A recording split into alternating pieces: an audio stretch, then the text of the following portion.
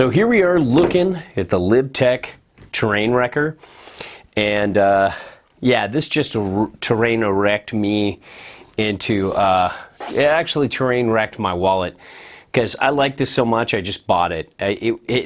You know, we had such a good feeling about this after the demos, and you know, we didn't get any more time on it, but it really has that kind of special feel. Like the way it was described to me, it's like they kind of took the idea of the TRS and made it into a more directional, more versatile board.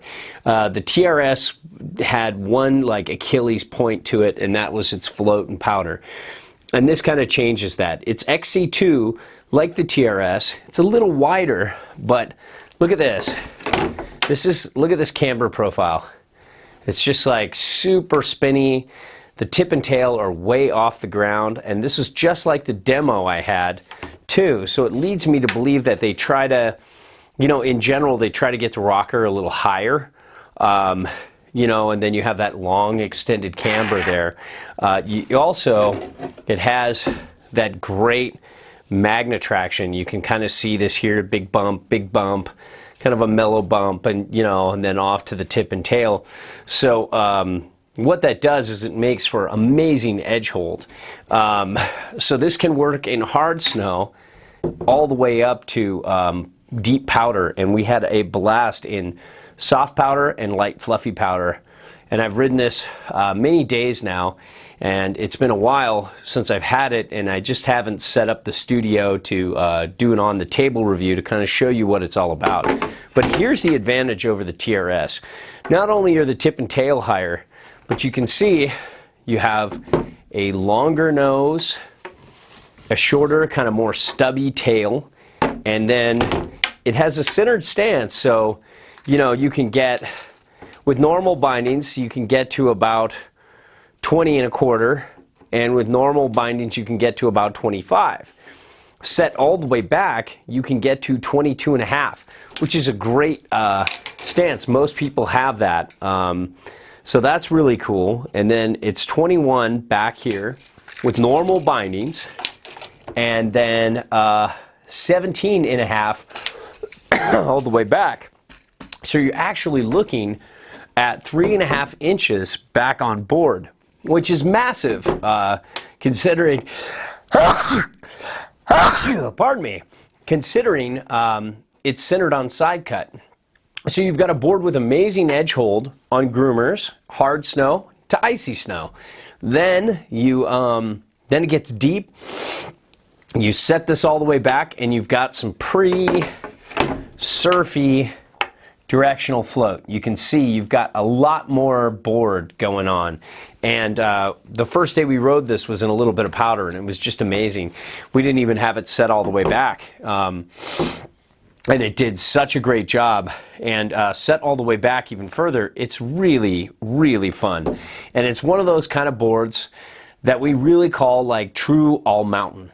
I know a lot of people will refer to, let's say, a tapered directional as all-mountain, or a you know, a centered stance twin as all-mountain. But it's more boards like these that we feel are all-mountain, and all-mountain to us means a one-board quiver. You can center this up, and you can ride it switch very well. It's twinish, kind of directional twin thing going on. So it's centered on side cut. So you just set it up centered, and it goes switch and regular pretty well. It's slightly different than the tip and tail, but overall it's a pretty easy ride, just like the TRS. It's not quite perfect, but it's really close. And then you know, maybe a little less than the TRS, because there's definitely a lot more nose and tail going on. It's also got a little wider width than the TRS, but I really didn't notice any difference in turn initiation. But it's a little more comfortable for a wider foot, for a bigger foot. I'm a 9, I could turn this 57 no problem. But its kind of sweet spot is probably more like a 10, 10 1/2, and it's got a wider waist, wider tip and tail. But even if you're like me, don't worry about it. But the best thing though is it's poppy.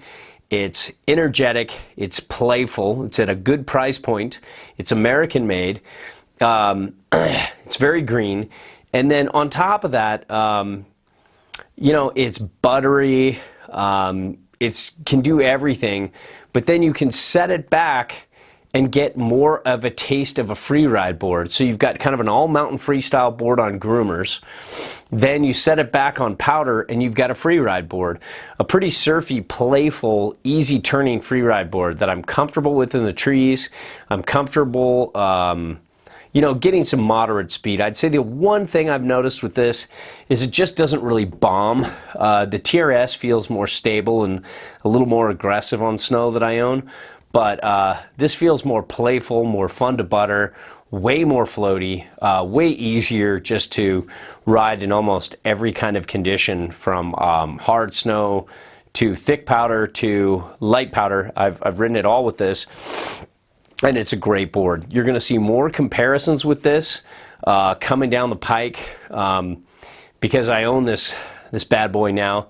I used my precious Good Ride dollars to buy this and to bring it into the quiver, and rarely, I often do this and then end up like selling it because it doesn't make the favorites list, but this one did. It's a great hard snow, all mountain board, kind of just a do anything one board quiver.